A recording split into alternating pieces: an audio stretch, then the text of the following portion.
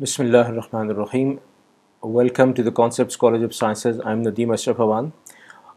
Topic today is figures of speech.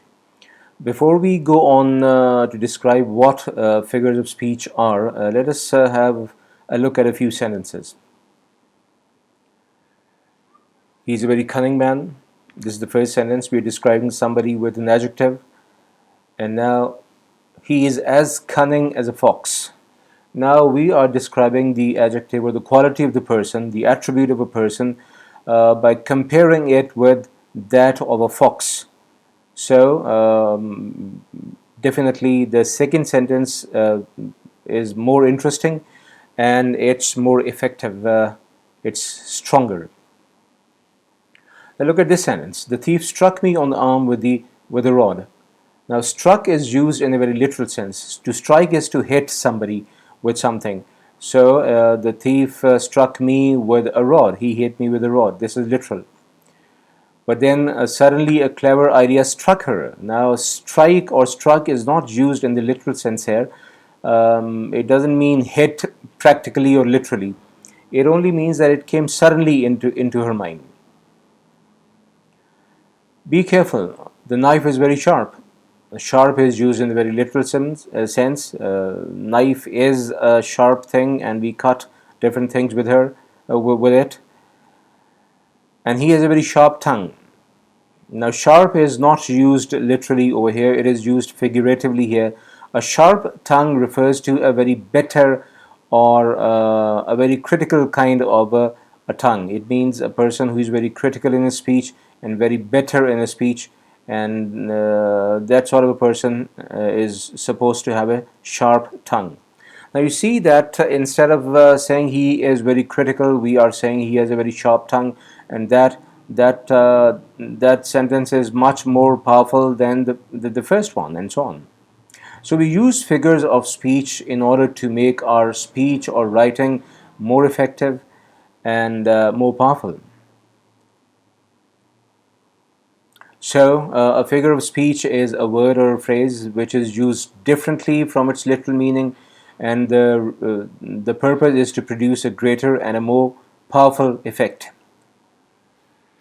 Now, figures of speech and their use may take different kinds of forms. For example, comparison or contrast, or exaggeration, or understatement, or association, and so on. Now, we start with the first of our figures of speech today, and that is a simile. A simile, as you know, it is in Urdu called a tashbih. And in a simile, what we do is we compare two different objects, things which are different, but they have one common quality, and because of that one common quality, we compare the two things.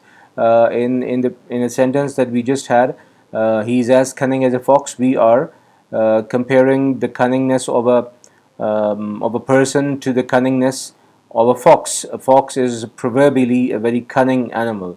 So we are comparing that. We are using a simile. Now, a simile, when we are using it, it is introduced generally by these words, like, as, so, and so on. Let's have a few examples of simile. My heart is like a singing bird. Now you can see that a heart and a singing bird are compared. Now this sentence shows the happiness of the heart, just like the happiness of a singing bird. The righteous shall flourish as a palm tree.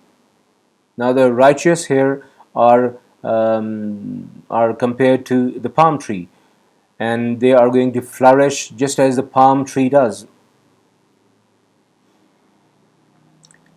Words are like leaves, and where they most abound, much fruit of sense beneath is rarely found.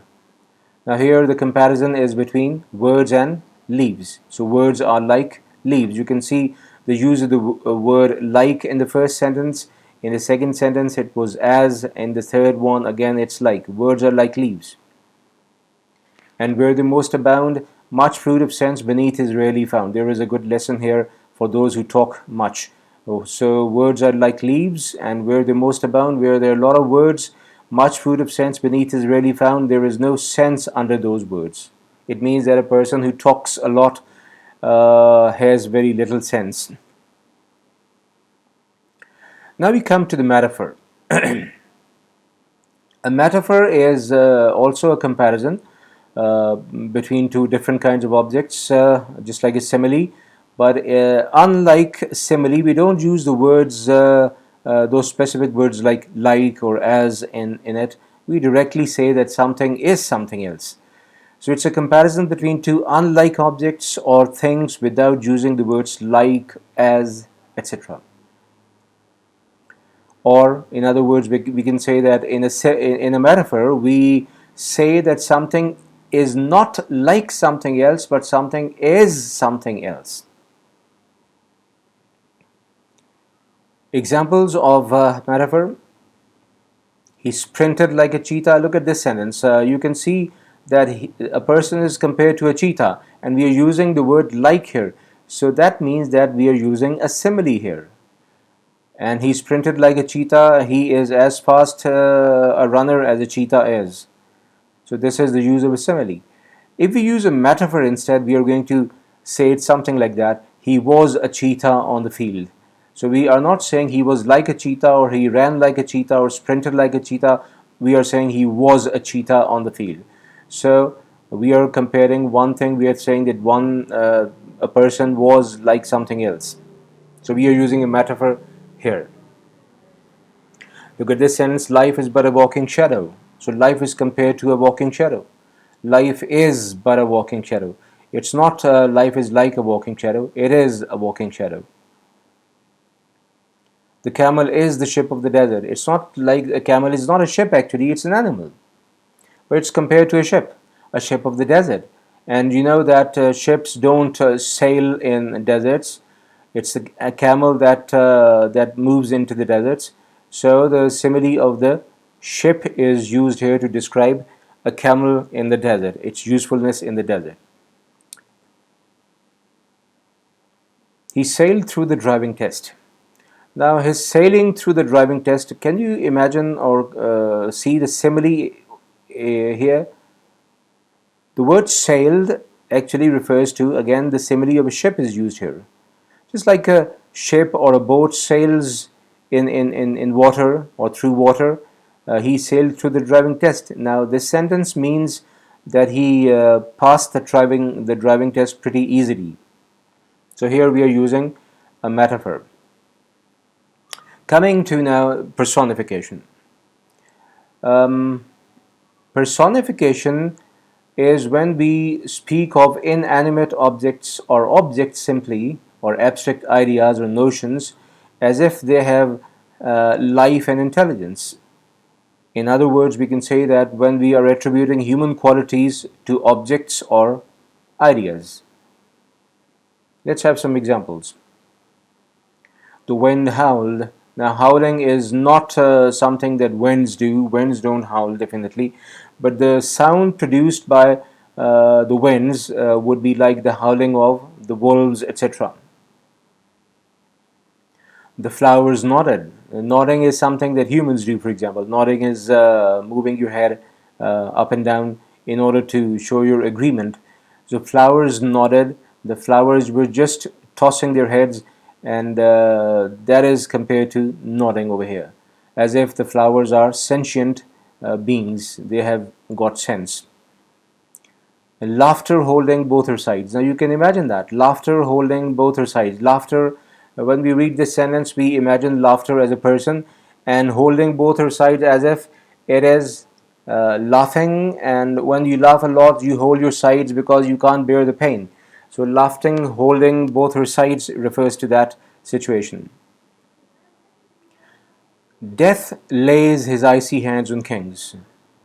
Now death doesn't have any hands, and it doesn't lay its hands, etc., etc. But death is personified here as if it is seizing and getting control of somebody. The fog crept in, the creeping in like an animal or a human being. The fog moving in slowly, that is actually the meaning. And here we are using personification. Again, we have personified fog here. The next figure of speech we're going to discuss here is the apostrophe. Now, this apostrophe is a figure of speech. It is not the punctuation mark. So don't confuse apostrophe as a figure of speech with apostrophe as a punctuation mark, please. Apostrophe is a direct address to the dead, the absent, or to a personified object or idea. Now, this is very common in poetry most of the times when we are addressing a person who is not there, or addressing a person who is dead, or we are just addressing an idea or a thing.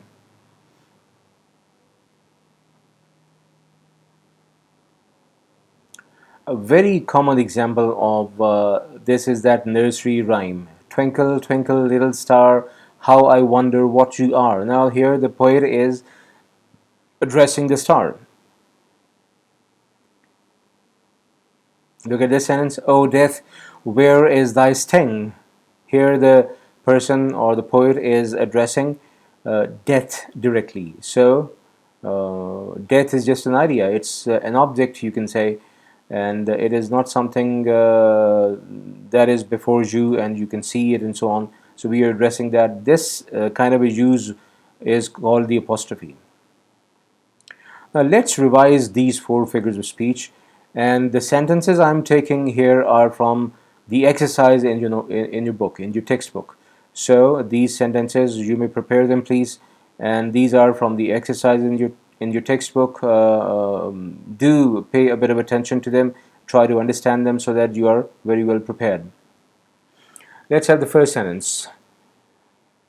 Plead, sleep my cause and make her soft like thee. Can you understand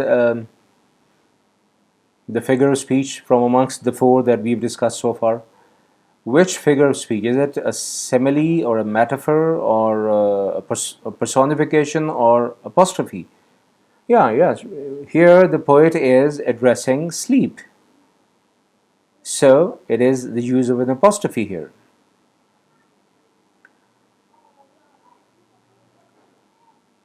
Now, number two, charity suffered long and is kind. Now, charity is an idea, and look at that. It suffered long.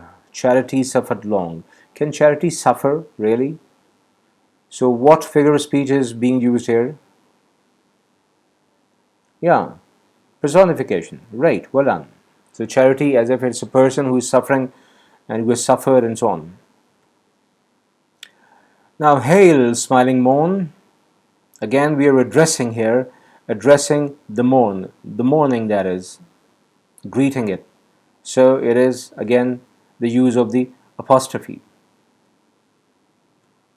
Let's have a look at the next sentence. Curses are like chickens, they come home to roost. While there is a very obvious indication which figure of speech we've used here, look at the word like. What is like what? Curses are like chickens. So, very obviously we are using a simile here. The next sentence, the cloister oped her pitying gate. Now, cloister is a place. Oped means opened. The cloister oped. Now, the cloister is a building. It cannot open anything itself. It cannot open the gate itself. It's a person who's going to open the gate. So, we are using personification here for cloister as if it is a person who is opening the gate.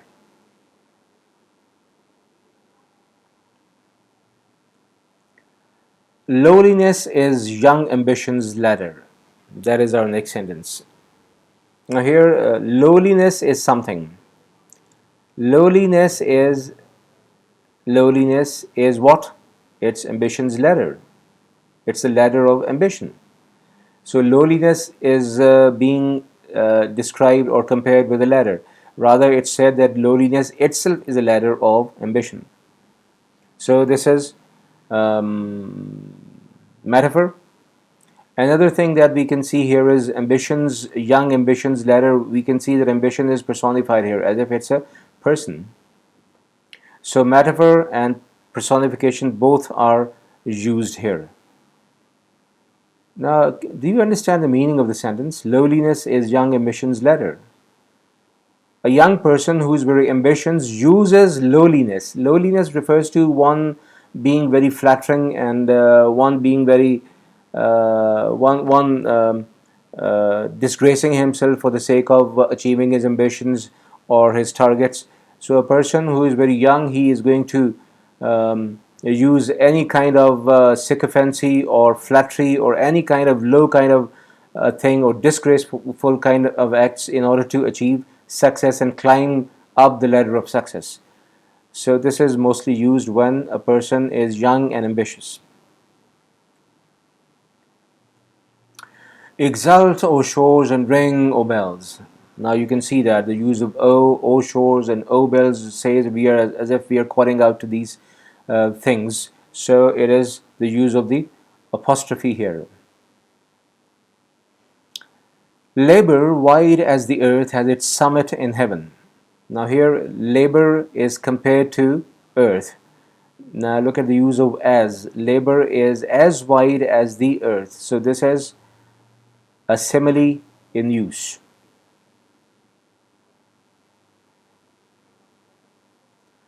Swiftly flies the feathered death. Can you see the figure of speech here? Swiftly flies the feathered death. Now the feathered death, it is not just death, it's feathered death. It means that it's being, actually feathered death is used for a bird. We are comparing a bird to death, a death in feathers. So a bird is compared to death, swiftly flying and trying to get over to its prey. So here we are using a metaphor. Next sentence. Sweet Thames, run softly till I end my song. Now I think you can imagine and you can understand these yourselves as well. So can you guess which figure of speech is used here? Yeah, right. You're right. It's Sweet Thames. Thames is the name of the river which runs to London, and that river is being addressed. So this is the use of an apostrophe. Look, it says, Sweet Auburn, loveliest village of the plain. So here again, an address is being made to Auburn, which is the loveliest village of the plain. Again, it's a case of an apostrophe. Like the dew on the mountain, like the foam on the river, like the bubble on the fountain, thou art gone and forever.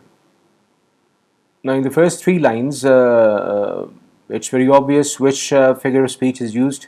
Yeah, right. It's the simile. Like the dew, like the foam, like the bubble. So this is the simile. So it's thou, a person, you are being compared to, you're gone, just like what? Like the dew on the mountain, you're gone forever, like the foam on the river, you're gone forever, like the bubble on the fountain. So a person is compared to all these things. Next sentence. Can honor's voice provoke the silent dust, or flattery soothe the dull cold ear of death? Now look at that. Honor's voice, the cold ear of death. Imagine, guess which part of which figure of speech is used here. Honor. Does honor have a voice? Voice is a human quality. So yeah, right. That's right. It's personification used here. Similarly, ear of death. Death doesn't have any ear. So again, a human attribute is given to death. So this is personification once again. So personification is used in this particular quote. Sweet are the uses of adversity, which, like the toad, ugly and venomous, wears still a precious jewel in its head. Now, adversity is compared to a toad over here, like the toad. Sweet are the uses of adversity, which refers to adversity, like the toad, which is like a toad. Although apparently it looks ugly and venomous. Adversity, difficult times, hard times. Although hard times are ugly and venomous. Venomous means they're poisonous kind of. It means they're bitter. It still wears a precious jewel in its head. But the result of adversity is always good. That proverbial toad which wears a jewel in its head. That's It's a kind of a myth. Next sentence. O mischief, thou art swift to enter in the thoughts of desperate men. Now, which uh, figure of speech is it? O mischief, that is an indication. We are addressing mischief here. So, yeah, it is the apostrophe that is used here. O mischief, thou art swift. Thou art swift means you are swift. To enter in the thoughts of desperate men. So, mischief enters the hearts of or the thoughts of desperate men very quickly. Knowledge is proud that it knows so much. Wisdom is humble that it knows no more. Knowledge, feeling proud, and wisdom feeling humble. So these are attributes of human beings basically. So we're using here um, personification. Look at this next sentence. At once they rushed together as two eagles on one prey. At once they rushed together as two eagles on one prey. So they are compared to two eagles, as is the word used to make that comparison. So we are using a simile here. Two persons are compared to two eagles rushing on its prey. Look at this quotation. Errors like straws upon the surface flow. Here again, like straws, errors are like straws. So this is again a simile used here. And O solitude, where are the charms that sages have seen in thy face? Solitude is being addressed, so apostrophe is used. Sages means very wise people. So wise men always love solitude. They are not very fond of company. Philosophers, sages, they have been, and they think that solitude or loneliness is more charming. But then somebody is asking, the poet is asking, where are the charms of solitude? I don't see any charms in solitude. Sages, how do they see that? So these were some of the sentences from the exercise given in your textbook, and these were the ones that were related to the figures of speech we discussed in this part of our lesson. Wait for the next part for a few more figures of speech. Till then, it's Allah Hafiz. Thank you very much.